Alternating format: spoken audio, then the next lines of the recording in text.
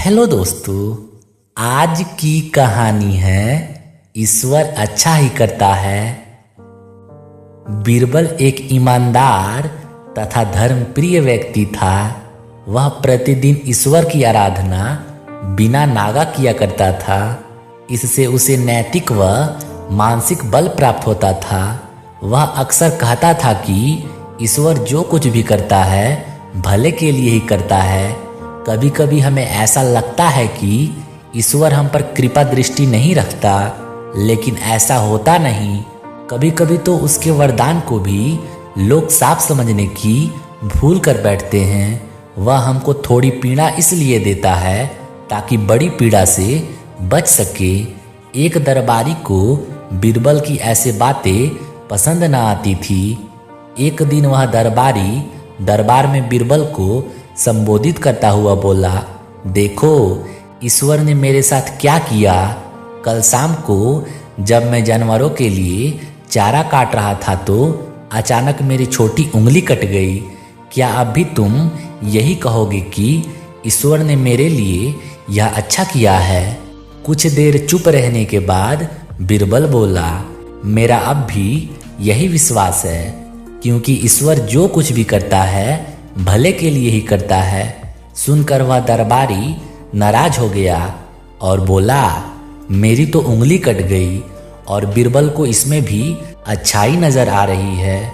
मेरी पीड़ा तो जैसे कुछ भी नहीं। कुछ अन्य दरबारियों ने भी उसके सुर में सुर मिलाया।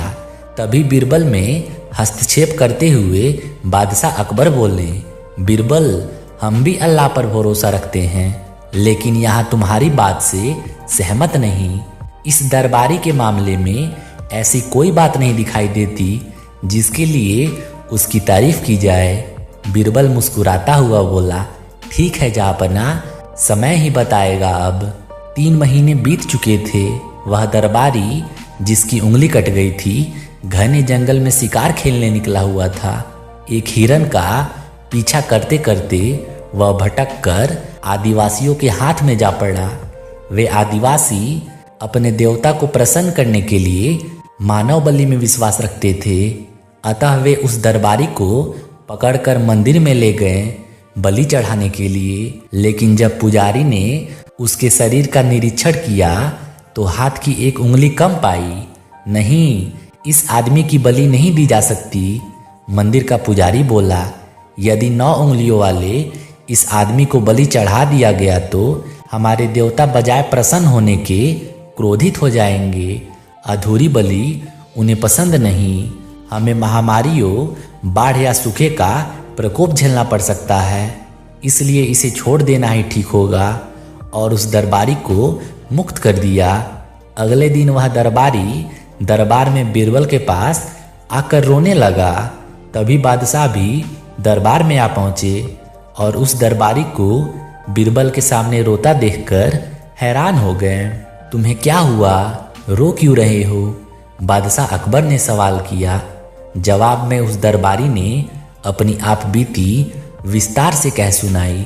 वह बोला, अब मुझे विश्वास हो गया कि ईश्वर जो कुछ भी करता है मनुष्य के भले के लिए ही करता है। यदि मेरी उंगली ना कटी होती तो निश्चित ही आदिवासी मेरी बलि चढ़ा देते। इसलिए मैं रो रहा हूँ, लेकिन ये आंसू खुशी के आंसू है। मैं खुश हूँ कि मैं जिंदा हूँ। बीरबल के ईश्वर पर विश्वास को संदेह की दृष्टि से देखना मेरी भूल थी।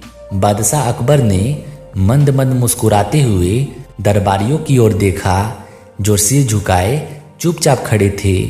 बादशाह अकबर को गर्व महसूस हो रहा था कि बीरबल जैसा बुद्धिमान उसके दरबारियों में से एक है।